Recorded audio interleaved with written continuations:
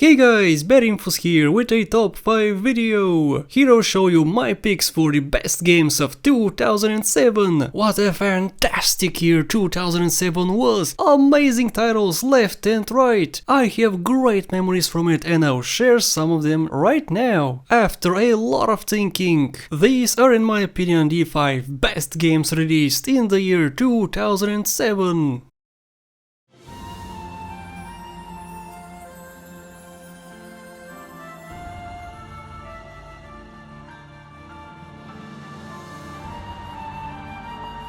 Dream Chronicles. This is the most relaxing game I have ever played. There's nothing better than after a long hard day to sit on my comfy sofa, add an extension to my mouse cable, get my wine, place my headphones on and immerse myself in the beautiful world of Dream Chronicles. This is true for most of the games in the franchise, but it's mostly true here. You start it up, play it for 2 hours and you are done. That's how long it is. This varies of course. I have personally completed it more than 20 times and know every level by heart. Dream Chronicles is a point-and-click adventure game with an interesting story. A story which is not contained only in this game, but it's spread out in the franchise. You would get the full experience if you play only this one, but would still have some unanswered questions. In the game you go from location to location and solve puzzles. They are extremely easy even for new players. Sometimes you have to find objects on the screen and collect them, others you have to combine certain items. There's even a piano scene where you have to memorize a few key sequences. I even write these down in a notebook, because they could be hard to remember. Aside from that, you can try collecting 115 gems. They're scattered absolutely everywhere and give you more points. Overall, it's a perfect time waster and a nice game to relax with.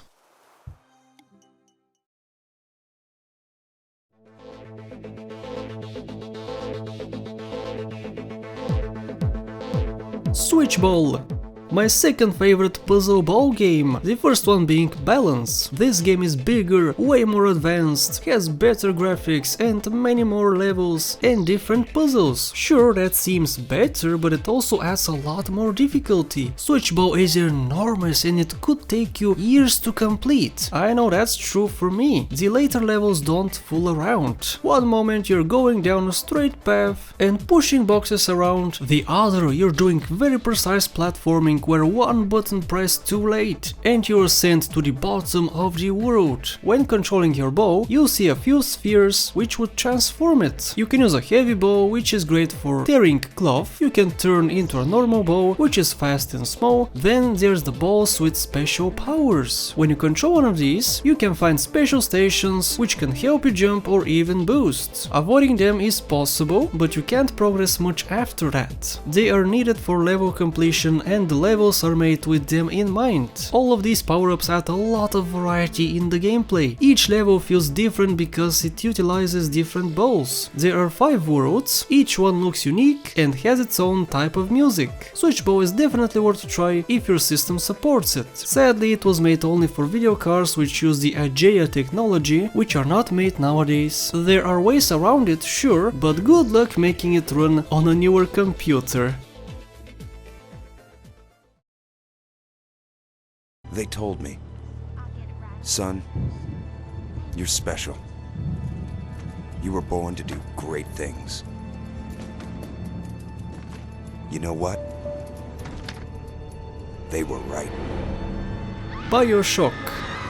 The start of the Bioshock franchise, beloved by all for its story, gameplay and beautiful scenery. While I agree that it's a great game, it really is not the best game ever as many people describe. Firstly, a big mention has to be made about the scenery. This is one of the most beautiful games when it comes to aesthetics. When someone asks you the definition of art, show them Bioshock. You are under the ocean and can get really immersed in the sea life. You You see whales, light shining through the surface, many different fish types, coral and so much more. The world is beautiful and definitely the best part of the game for me. Then there's the gameplay, and honestly this is the weakest point. Sure, you can use many weapons, but they all feel samey and don't feel like they pack a punch at all. They feel weak and not as loud as they should. What's great about it, however, is the constant searching of ammunition. Ammo is very sparse in the game, so you're forced to explore a lot if you want to use your favorite weapons. I see that as a great thing because it gives me an excuse to look around the beautiful underwater world. As for the story, it's interesting at the start as you get acquainted with the mechanics and characters, but the way it's taught is infuriating to say the least. Sure, it's nice to move around while listening to audio tapes instead of just sitting there and watching a cutscene, but I often get distracted and find it hard to follow. Now, don't get me wrong, the game is on the third spot for a reason. I don't like it as much as Bioshock Infinite, but there's still a lot on offer here. It's worth a second playthrough just for the atmosphere alone, and I can often look past its flaws.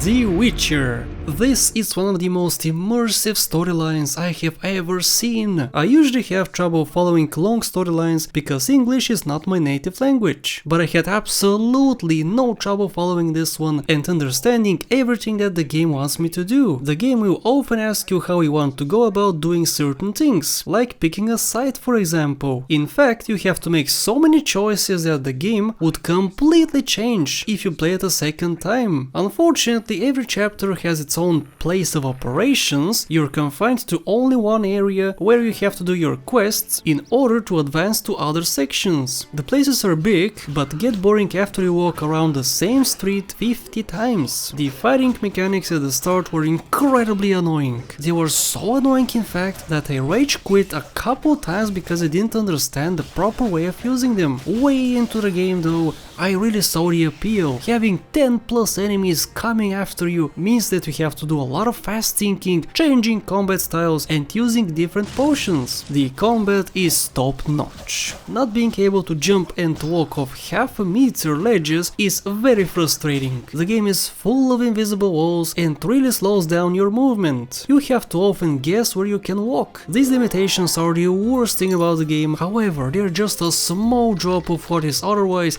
a wonderful game. It could have easily have been the #1 game this year if it wasn't for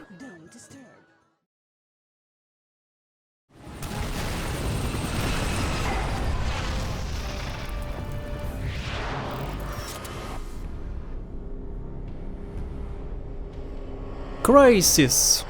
Hands down the best FPS game I have ever played. Before I tried Crysis for the first time, I was into arena-based shooters like Quake 3 or military shooters with no regenerating health such as Medal of Honor Allied Assault. This game introduced me to the modern military shooter and is the reason why I like the genre so much. The funny thing is that this is the best one in its class. Most other games restrict you in what you can do. You have to wait for someone so you can go through a door and so on. Well, Crysis is 100% different. You start off on a plane, jump off and land on an island. My favorite place to be in a game. Lush greenery everywhere, beautiful water, wildlife, and of course those pesky Koreans who like to piss in the water. The levels are extremely diverse and for a majority of your playtime you would be completely free to do whatever you want. Like stealth? Great, never go out of cover and sneak past everyone. Like combat? Awesome, put on maximum strength and throw chickens at everyone. We have even more powers in the nano suit, such as maximum speed, which obviously makes you speedy, and maximum armor, which you can use when you are in trouble. Now, no matter what you guys think, I'm not actually good at video games. My go-to difficulty is always easy, no matter if it's a racing game or a shooter. Well, after completing Crysis for the third time, I decided to to give it a go on Delta difficulty. Yeah guys, Delta, where you can die in 2 shots. After trying it, I cannot go back. Other games do difficulty curves very differently. What happens is they give you less health or give enemies more armor. Here it's a whole nother story. Grenades don't have an indicator. You can't use vehicle weapons while driving,